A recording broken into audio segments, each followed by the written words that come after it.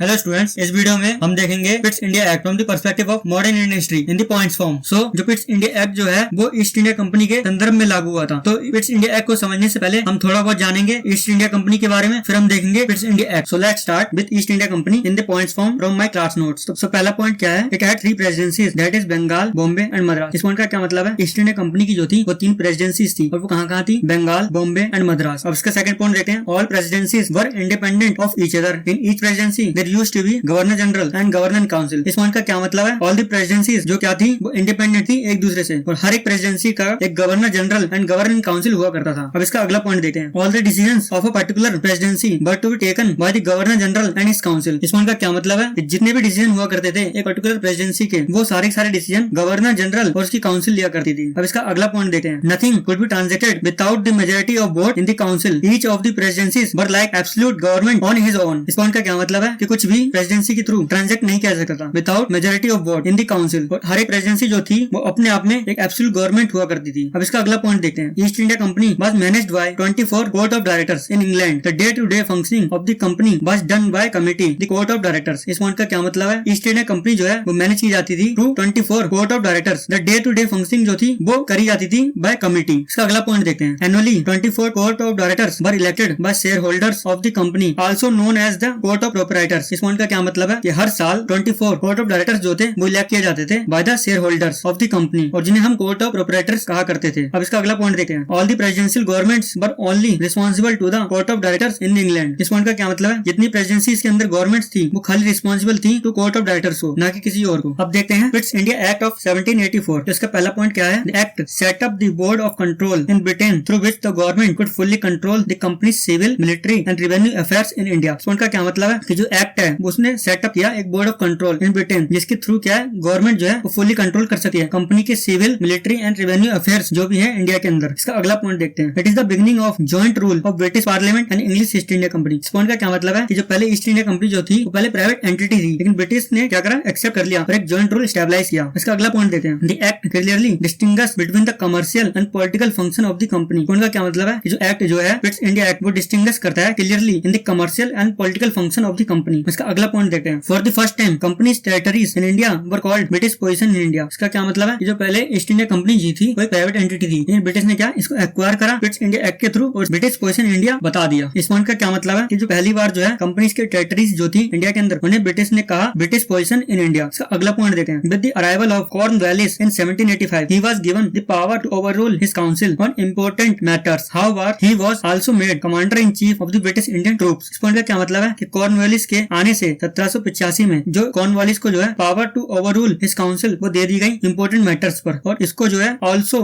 Commander in chief बना दिया गया of the British Indian troops. Thank you for watching. If you like the video please comment below something about us. Thank you.